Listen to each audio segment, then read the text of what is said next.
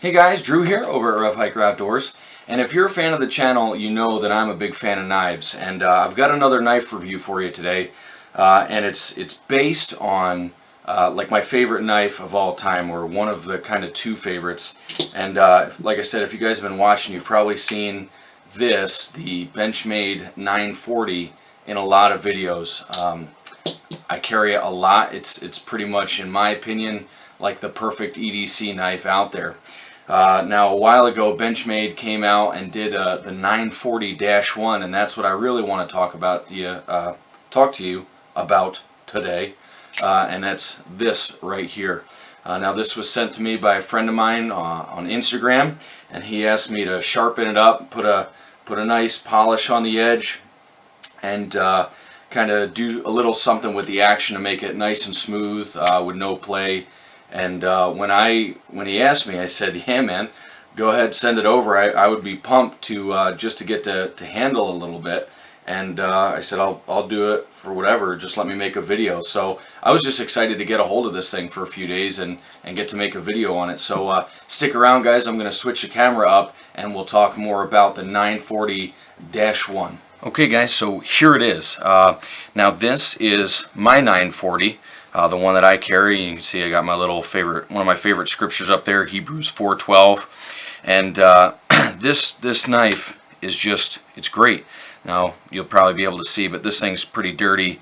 Been cutting a bunch of boxes, and this is like some tape junk on there lately. But anyway, great knife. Absolutely love it.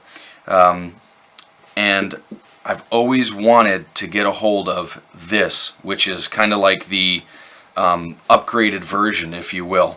Now, this has aluminum scales and an S30V blade. The 940-1 has the carbon fiber scales, as you can see, and an S90V blade. First thing I'll talk about is the blade, because really that's the most important thing on any knife. We want the blade to work. We want the steel to be good. You know, we don't want to have to sharpen it every 25 seconds. So let's just talk about kind of the S30V versus the S90V. And these are just my observations. There's probably some metallurgists out there that know a whole lot more about this than me. In fact, I know there are, but I'm just going to give you my experiences with them. The S90V does hold an edge longer than the S30V. Not a lot, but it's noticeable. So, you know, I don't know. Here's the thing. This thing costs considerably more than the base version. I don't know if the edge retention alone is worth it. Okay. The S90V is definitely harder to sharpen. I reprofiled this for Brad, and I took it down to 20 degrees aside. It was a lot steeper than that. The bevel was probably about half the width that it is now. And you know, I don't have any way to measure the degrees of it originally, but I can tell you that, you know, it was a very shallow, short bevel there, and you can see it's widened out a bit. You know, it's not super wide. Like I said, it's 20 degrees, so you know, this thing is no kitchen knife or anything like that as far as the angle, but it does slice. This thing, you know, it's got it was a bit of work to get the edge on there, and it took a decent amount of stropping to really get it to where I wanted. And you know, I don't know if you look, I don't know how well the camera's going to pick it up, but basically, I've got it nice and polished down on the very bottom for the straight part, and then about halfway up you can start to see marks from the other stones. And the belly is a little bit better as far as how much of it is polished, but you know, truthfully, I don't have a wicked edge or anything like that. I've just got a Lansky 5-stone system, and in my opinion, this is pretty good for what I've got to work with. Now, as far as sharpness, it's not losing anything, but just aesthetically, there's a couple little scratches you can see near the top of the bevel, but this thing is super sharp. Let's see here. This is just kind of the weight of the blade, and you could probably just see it popping, literally popping the hair. That was just a super light pass, and all that hair is gone. So the blade is very sharp at this point. Now let's go on to the scales. I've always loved the aluminum on this, and I like these carbon fiber even better. It just, I don't know, it gives it a whole different feel than the aluminum, and I really like it. Being able to fool around with this thing and has just been really nice. So I guess I don't need to say a whole lot more about it, honestly. The 940 is one of the greatest of all time, in my opinion. The 940-1 kind of takes everything that was good about this and makes it a little better. The carbon fiber is really nice. You know, on this one they had the titanium backspacer. On this one they did the flow through, and they did like the blue anodized barrels for the standoffs, and I like them both a lot. I think they both look really cool.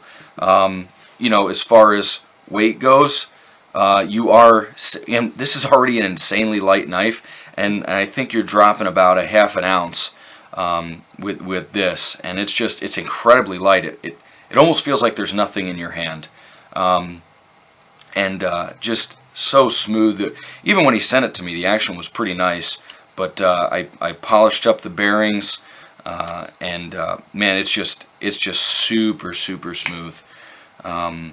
Just super smooth. Comes out really nice, perfect lockup. Great blade. If you guys are real knife enthusiasts and you really like your 940, I can guarantee you'll like this. Now, when you go to reprofile the edge, you won't like this knife too much, but I think once you get it reprofiled, actually sharpening it and touching it up and honing it after you have some use on it is not nearly as hard. So the initial thing, you're going to invest some time. It took me about 2 hours to reprofile it,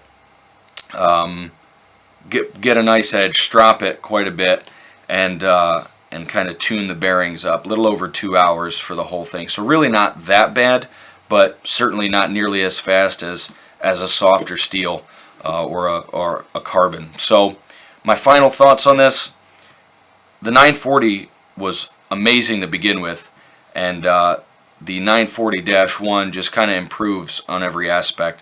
You're still going to get the same great feel, but just lighter, and I really like the smoothness on this carbon fiber. And you know, this is one of those things where I'm very tempted to just tell Brad that it was lost in the mail and not send it back to him. Obviously not really, but man, it's just a sweet blade, and I like how the S90V is kind of darker than the S30V. This is more of a satin finished, and this is like a stone washed. Really sets it off. Looks really good. So anyway, guys, that's about it. Appreciate you watching. If you are looking to get one of these, you know, I think that Benchmades are worth the investment. You know, I know most of my channels is budget stuff, but I like these things a lot, and I think it'd be worth the money, and this has tempted me to now save up and try to buy one of these, or buy a used one. And I think that's how Brad got this. A guy that he worked with had a Spyderco, or he had a Spyderco, and a guy really liked the Spyderco and asked him if he wanted a trade. And so that blew my mind that you could trade a Spyderco for this. You know, I think he had to add a little bit to the pot to sweeten it, but still, I think he traded up for sure. So anyway, guys, appreciate you watching. Those are my thoughts on the 940-1. Basically just improving an already stellar knife. So anyway, guys, thanks for watching. God bless. Don't forget to thumbs up and subscribe, and I will catch you guys in the next video. Thanks for watching.